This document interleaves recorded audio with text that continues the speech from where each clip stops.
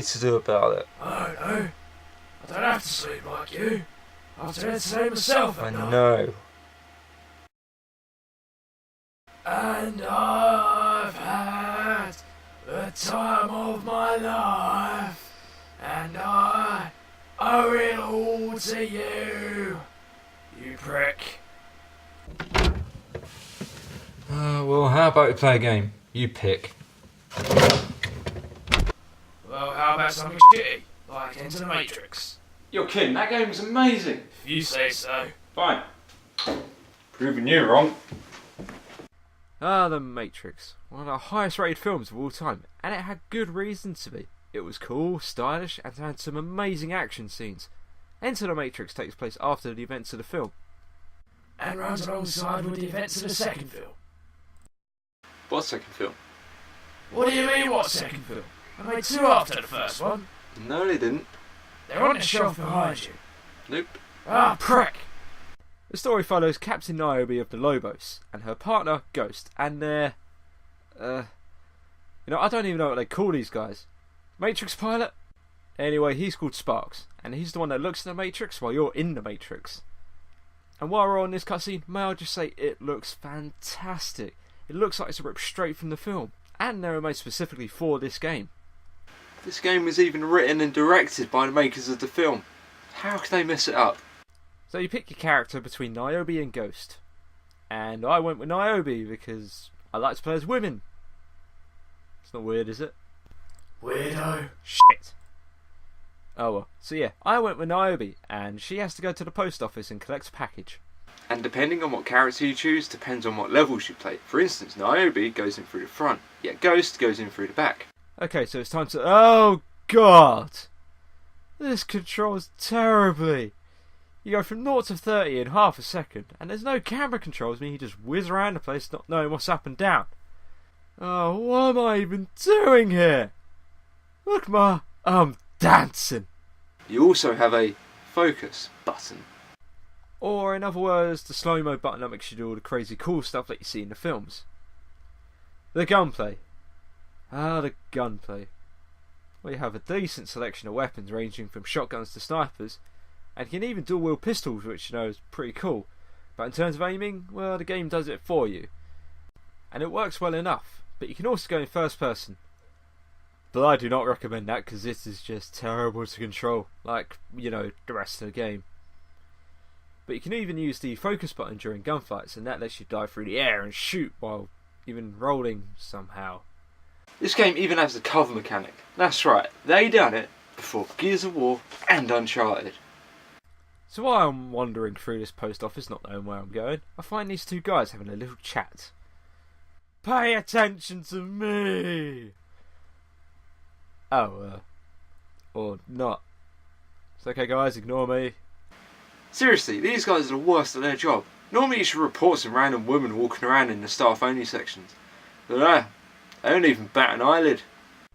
The main thing I was thinking throughout this was just, where do I go? Well, it turns out in this mission you can actually interrogate the people at work here to find out where to go. Yet this is the only mission I've played where I actually had to do this. So the whole point of coming here was to get to a lockbox where the package was. And as you do that, you're ambushed by the armed forces.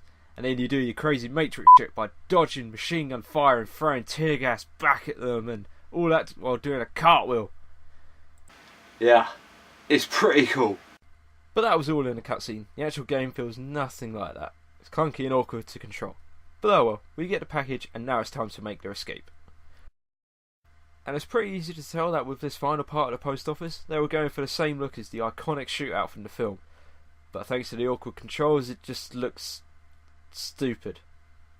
Now we get to do a bit of driving because I chose to play as Niobe, whereas if I chose to play as Ghost, I'd be shooting from the passenger seat. And after a few seconds of driving, I wanted to go back and play through the whole thing again as Ghost, just to avoid the driving, because like the rest of the game, it controls terribly. And I hope you like the sound of this engine, because Niobe never learned to change it out of first gear. This is also annoying because the sound of the engine drowns out the soundtrack, which is fantastic. It's fast and upbeat and fits the game perfectly. Unlike your face. That makes no sense. Neither does your face. The The focus meter is replaced with a ghost meter, so instead of slowing down time, which would have actually been quite handy in this situation, Ghost hangs out the window and just shoots people. After about 2 minutes of driving, I get to a bridge, and oh no, they've lowered the barriers. Oh well, I'll just drive through it. Fuck. Turns out I have to survive for 2 minutes, and seeing as I already lost about 40% of my health getting here, I knew it would be close. And Jesus Christ, it was close. So what's one of the coolest parts of the film? Skin tight leather. No, the agent chases, and yes, they're in the game. And they're actually still quite a lot of fun, even with the shitty control scheme. Just like in the opening of the film, you're running across the rooftops avoiding the agents and trying to get to a telephone. The next level was pretty similar to the last, except in an airport, and until you get to the conveyor belt bit. You need to go through conveyor belt 10, but first you need to turn them all on, and when you're done with that you need to search through 3 rooms, and I found a room with 5, 6, 7, 8, 9 and 11, but no 10. Luckily I found it a bit later with sheer blind luck and stupidity, because I swear it wasn't there, and it wasn't even labelled. But oh well. Now this is one of the most frustrating parts of the game. It's pitch black and you can't see a thing, so you need to disarm this guy to get his infrared scope sniper rifle in order to see. This wouldn't be so bad, but in order to use it, you need to go into first person. And you can't walk around while in first person. And because this is a curving corridor, you can't just keep running and hope for the best. You have to stop, move a little bit, keep running, stop, move a little bit, and then BAM! Some random dick starts shooting you. So you kill him and then just look, some more guys. And then you kill him, fuck! So that actually took me a few tries. It actually caused me to rage quit. Ha! You suck. Oh, screw you! That bit sucked! I eventually get on the plane I failed to get on last time, and we find this guy who can barely stand. That is until he flips off the agent and backflips off the flying plane. Okay, then I ain't questioning that. So now we have to take care of the agent. Well, you don't have to fight him. I'm sure you could have just jumped out of the plane. But you know, I'm a badass.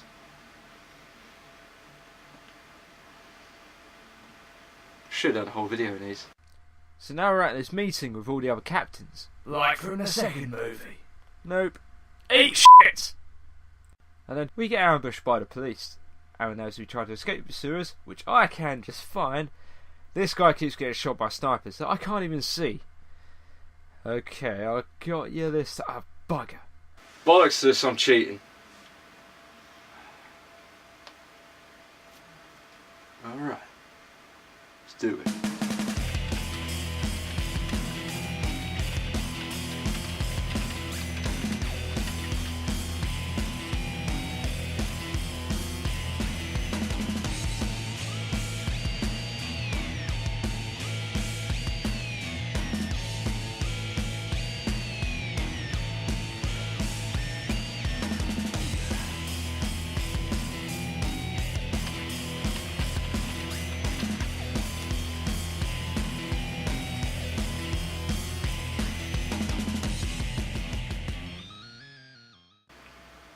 Okay, seriously, the hacking might be the most well-designed part of the game. You literally hack the game. It's ridiculous.